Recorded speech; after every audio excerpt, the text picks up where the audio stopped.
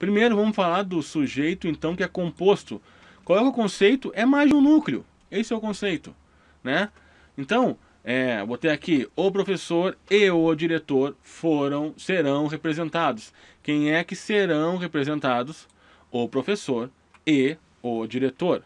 Beleza, tirei o professor serão representados? Não.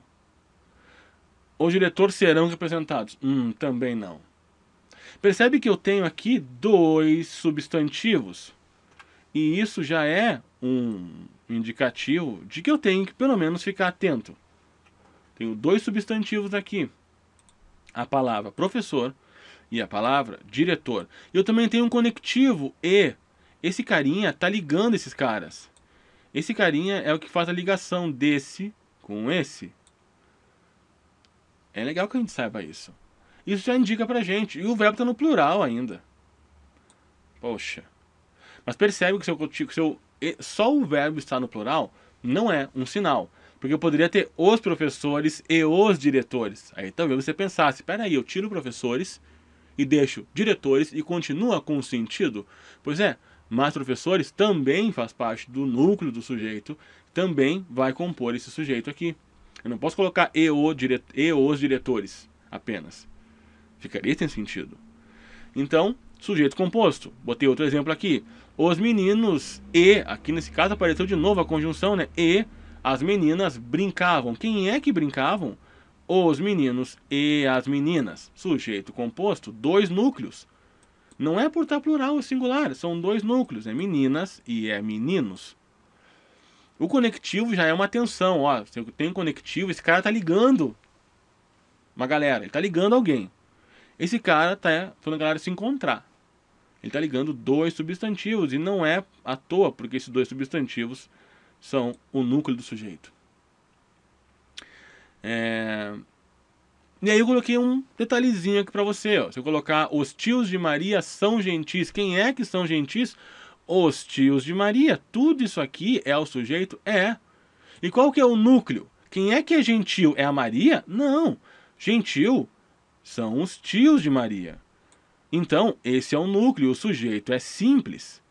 Só um detalhezinho para você prestar atenção, ficar atento e não cair em bobagem. Sujeito simples, bem tranquilo, bem simples. Sujeito composto também foi extremamente simples. Nós vamos conversar agora sobre o sujeito oculto ou desinencial. E nessa brincadeira, nós vamos entender que assim, o sujeito oculto ou desinencial, a grande brincadeira é que ele tá ali, ele tá oculto, mas eu sei que esse cara existe, eu sei quem esse cara é. E quem me conta isso é a desinência do verbo. Li rapidamente. Quem é que li? Percebe quem está me contando é a desinência do verbo. Como assim desinência do verbo? O final do verbo está me contando. Está me contando que esse é que o sujeito está em primeira pessoa. Quem está me contando isso é o verbo. Percebe que se eu colocasse aqui, ó, se eu trocasse esse li por lemos. Quem é que leu? Lemos nós, né? A desinência é esse finalzinho aqui, é esse mos. Só que no caso do ler, vai ser aquele i, a desinência. Então, isso é a ideia de desinência. O verbo vai me indicar em qual pessoa ele está se referindo. Nesse caso, li rapidamente. Quem é que li? Eu li. Percebe que eu sei quem é, você não sabe quem é eu? Se você disser, li rapidamente, você pergunta quem é que li, você vai responder eu, e você sabe quem é o eu, né? Sim. Se eu te disser, Maria estudou muito e foi aprovada, percebe que aqui tem uma relação bem interessante, porque quem é que estudou muito? Quem estudou muito foi Maria, sujeito simples. Você percebe que o sujeito do verbo estudar é Maria. Mas há quem diga, na segunda oração, e foi aprovada, que o sujeito de foi também é Maria. E não, porque nós veremos isso lá no período composto. Aqui eu tenho um exemplo de período composto. Eu tenho aqui duas orações. duas orações que são marcadas e divididas pela conjunção. Então, eu tenho duas orações. Eu tenho um verbo aqui, ela foi. Eu tenho um outro verbo aqui, ela estudou. Cada verbo vai ter o seu sujeito. Então, sintaticamente, esse verbo aqui, essa colocação verbal foi, sintaticamente, o sujeito é oculto. Eu não sei quem é que foi. Né? E foi aprovada. E ela foi aprovada. Agora, vai ser alguma coisa assim. Agora, e semanticamente? Semanticamente é Maria. Então, qual é que é a diferença? O que me interessa para a prova saber disso? É que para a prova, eles vão te dizer assim, ó. A forma verbal foi se refere ao mesmo sujeito da forma verbal estudou. Certo ou errado? Sim, certo ou errado. Ele se refere ao mesmo. Semanticamente, ele se refere ao mesmo. Agora, ele possui o mesmo sujeito? Não. Ele se refere ao sujeito do verbo estudar. Mas ele não tem o mesmo sujeito. O sujeito dele é alguma coisa como oculto. O do verbo estudar é que é Maria. Por quê? Porque não está escrito ali Maria. Você consegue ler Maria escrito aqui? Não. Ele só foi escrito assim e foi aprovada porque ele podia ter duas orações. Maria estudou, Maria foi aprovada. Ele resolveu juntar as duas. Maria estudou e Maria foi aprovada. Ele pensou, vou tirar esse Maria para não ficar repetitivo. E ele juntou, Maria estudou e foi aprovada. Quando ele fez isso, ele tirou Maria, não está ali. Mas nós vamos ver isso com mais cuidado lá no período composto. Isso aqui é o período composto. Eu tenho duas orações ligadas por um conectivo. Então, o que a gente viu? Até botei o exemplo aqui, né? O verbo ir, né? Maria foi aprovada, né?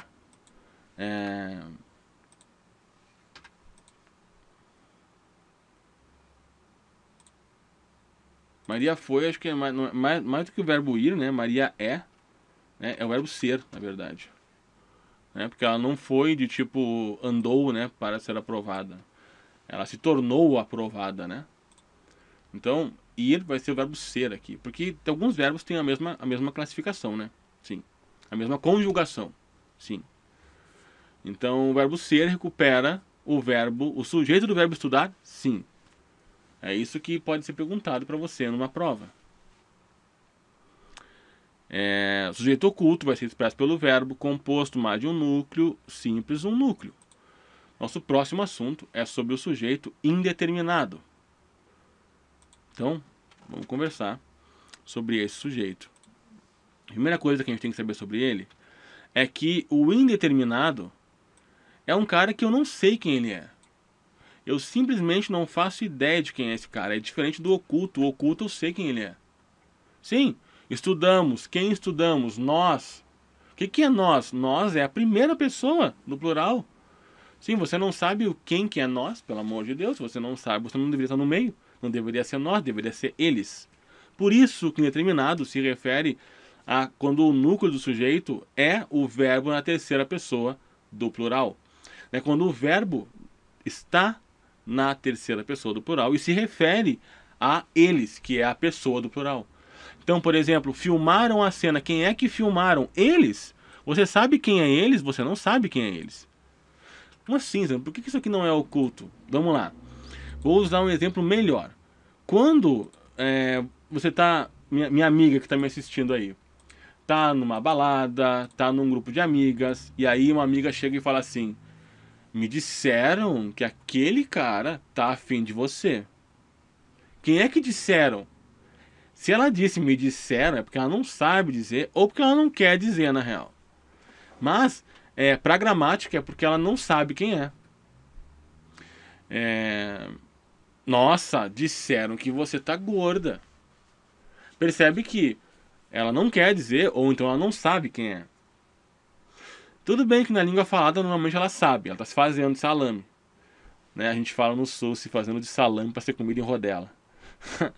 Mas, pra gramática, não. Pra gramática, se ela falou disseram, é porque ela não sabe. É isso que você tem que entender. Disseram. Quem disseram? Eles. Você sabe quem é eles? Não. Lembra das pessoas, né? Lembra que eu tenho a primeira pessoa, que é quem está falando, a segunda pessoa, que é com quem eu estou falando, a terceira pessoa, que é de quem eu estou falando. Então disseram que você foi aprovada. Percebe se alguém te disser assim, ó, se você disser, nossa, roubaram minha bolsa. Se você disser isso é porque você não sabe quem roubou. Senão você diria, ele roubou minha bolsa, aquele homem roubou minha bolsa, aquela mulher roubou minha bolsa. Como você não sabe, você fala roubaram. Quem roubaram? Eles, você não faz nem ideia. Sujeito indeterminado. Percebe que se você disser roubei minha bolsa, você sabe quem é o roubei? É o eu. Se você disser roubaste minha roupa, você sabe quem é o roubaste? É o tu. Se você disser, sei lá, roubeis. Roubeis é a segunda pessoa, é o vós, com quem você está falando. Agora, a terceira pessoa, do plural, você não sabe. Eles. Eles quem? Cara pálida. Sim. E tem que ser do plural? Tem, porque se você disser ele, você está apontando. Ele disse isso. Ele, né? Disse que tal coisa. Quem disse? Ele. Se é ele, você está até apontando, foi ele. Agora, se é eles, bom, aí você não faz ideia de quem é. Então, esse é o primeiro caso do sujeito indeterminado. E é importante que você tenha entendido isso, e se não entendeu, me pergunte, porque você não pode confundir sujeito indeterminado com o sujeito desinicial, que tem nada a ver.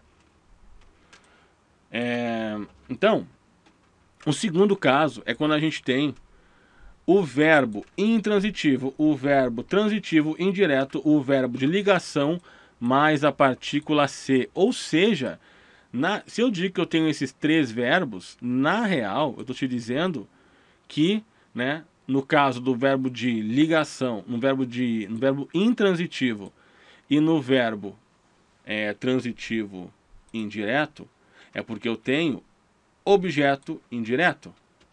Se eu tenho objeto indireto, mais o ser, eu tenho o chamado sujeito indeterminado, que é o que a gente está falando. E esse ser a gente classifica como índice de indeterminação do sujeito. Porque é isso que ele é. Ele é um cara que está ali para indeterminar o sujeito. Então, vamos lá para alguns exemplos. Essa formulazinha, você tem que ter em mente essa formulazinha aqui. Verbo de ligação. Quais são? Você precisa saber os verbos de ligação, pelo amor de Deus. Você precisa saber o ser, estar, andar, tornar-se, ficar, parecer, permanecer, continuar. Pelo menos esse você tem que saber. E tem que saber que um verbo de ligação, ele pode se comportar como um verbo de ligação ou não. Por exemplo, fulana anda triste. Quer dizer, o estado dela é de tristeza. Fulana anda rapidamente, quer dizer que a ação de andar dela é rápida. Então, você tem essa sensibilidade. E outra coisa, vamos agora para os exemplos. Vive-se bem aqui. Quem é que vive? Você não faz ideia. Galera, né? Eu vivo. Parabéns para você. Verbo intransitivo. Galera, eu morro. Não tem complemento. Então vai ser sempre vive-se no singular. Precisa-se de ajudantes. Bom, precisa-se de... Galera, eu preciso de quê? Verbo intransitivo. De ajudantes. Então, vai ficar sempre no singular o precisar, porque o sujeito é indeterminado. E se eu disser, né, no caso do verbo de ligação aí, por exemplo, né, continua-se feliz, né, continua-se feliz no campo, vai sempre ficar no singular, porque esse ser é um índice de indeterminação do sujeito. E aí nós temos o sujeito que é o inexistente, que a gente vai conversar sobre o verbo haver. A gente precisa saber, no sujeito inexistente, primeiro que ele vai fazer relação com os verbos que estão impessoais. O que são os verbos impessoais? São aqueles verbos que não precisam de um sujeito para que eles expressem uma ação. Eles não precisam de sujeito. Então, nós vamos pegar os principais aqui e nós vamos conversando sobre eles. O principal, o mais querido de todos, é o verbo haver. O verbo haver que você tem que entender, porque você fez, né? A gente fez a aula verbal. Então, mas como não tem plural, Zander? Como não concorda? Como não tem sujeito? Se não tem sujeito, não concorda. Se não concorda, não vai para o plural. Como se eu fiz a conjugação do verbo haver?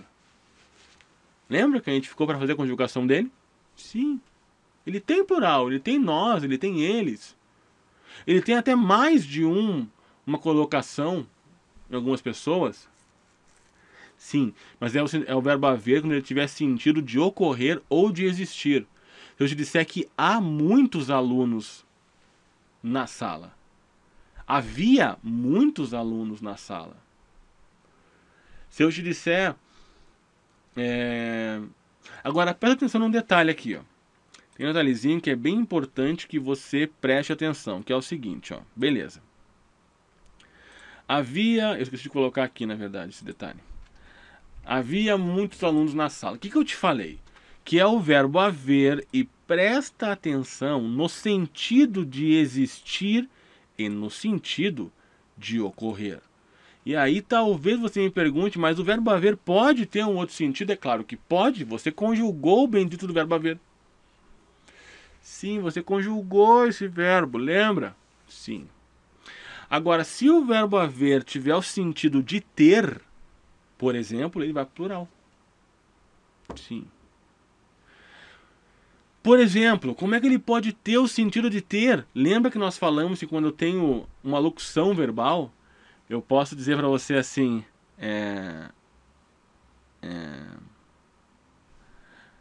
haviam falado sobre a notícia, sei lá. Percebe que isso aqui é uma locução verbal? Nós conversamos sobre as locuções verbais. Percebe? Pois é.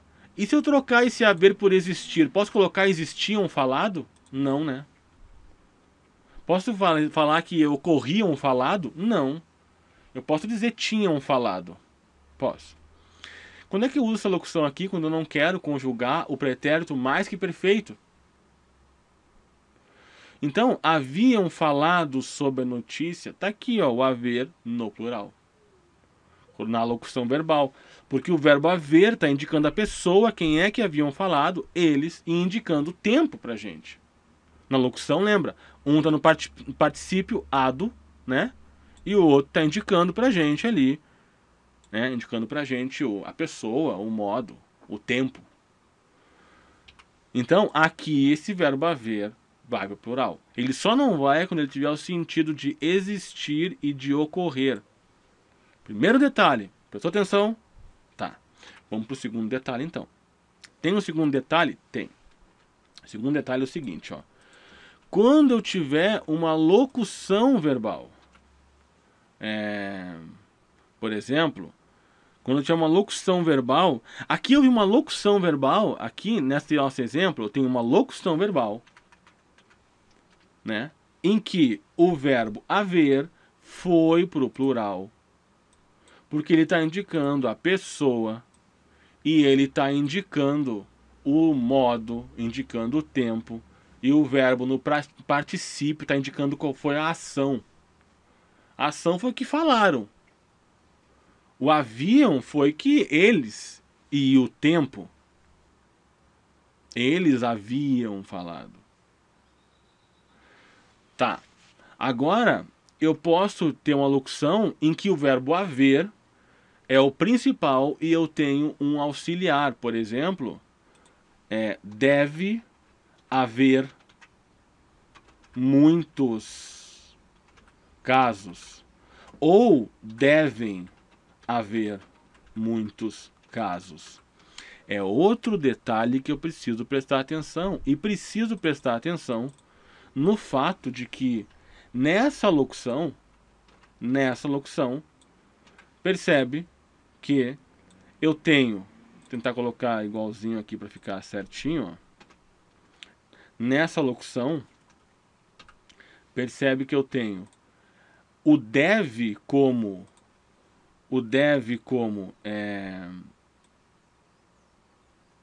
um verbo auxiliar.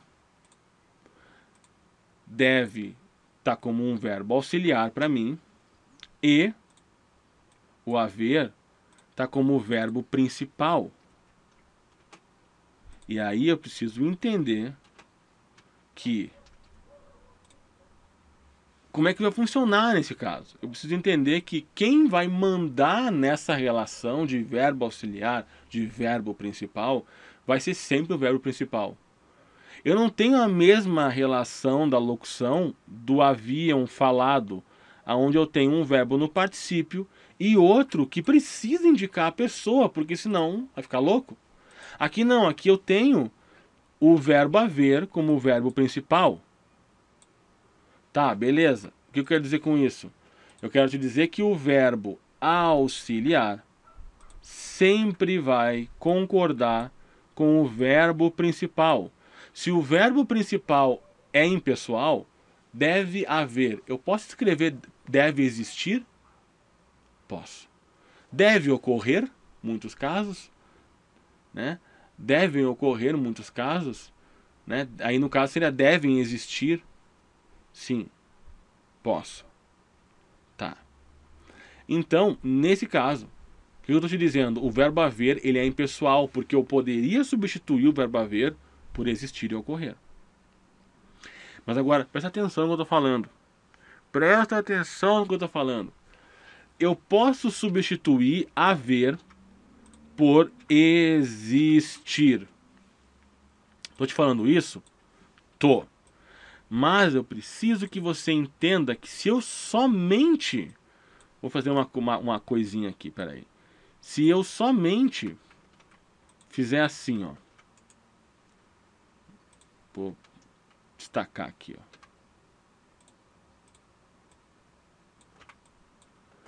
Se eu somente colocar o existir aqui, ó.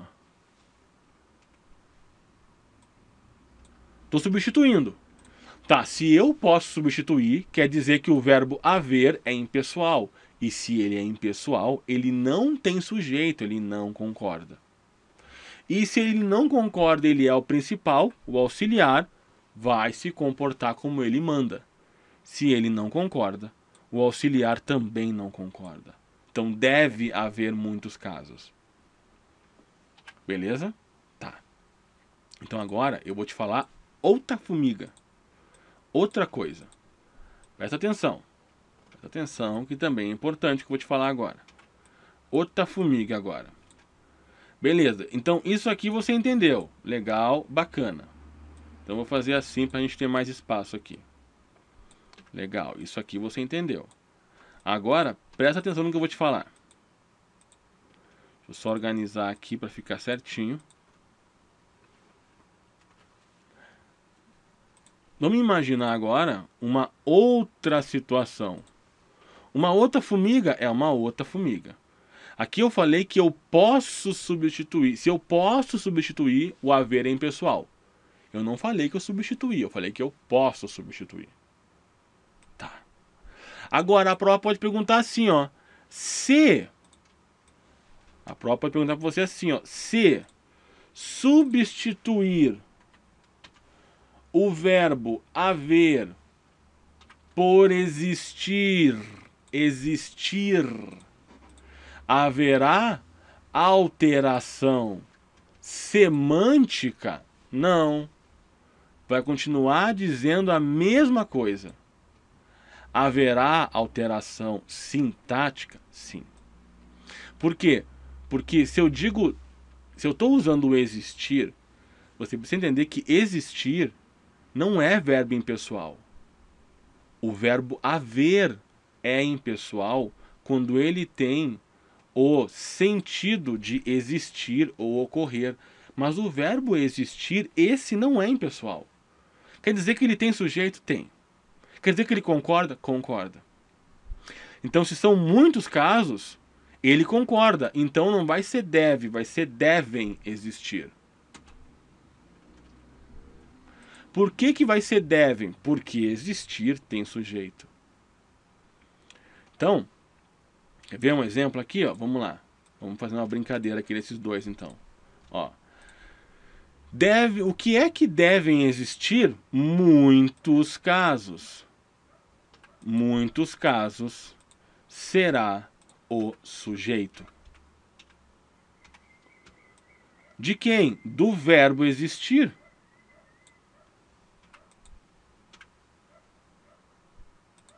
Tá. Aí, devem haver? Não, porque haver é impessoal. Deve haver muitos casos. Se ele é impessoal, não tem sujeito. Você não vai perguntar quem é que devem haver. Mas se você disser quem é que deve haver, você vai perguntar assim, deve haver o quê? Deve haver muitos casos. Como assim?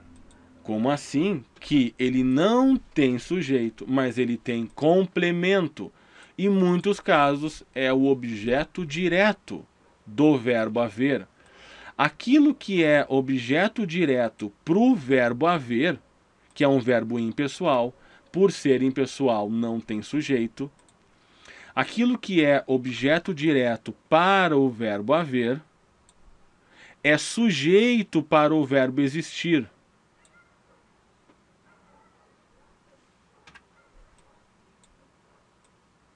Veja que detalhe bem legal, né? O verbo haver, ele não tem sujeito, mas ele precisa de complemento. Então, em muitos casos, vai ser o complemento do verbo haver quando o verbo haver for impessoal. Percebe que esse verbo haver aqui, ele é impessoal. Por que que ele é impessoal? Primeiro, o que significa ser um verbo impessoal?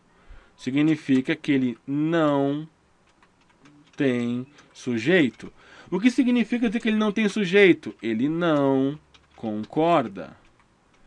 O que significa dizer que ele não concorda? Ele não vai para o plural, vai ficar sempre igual.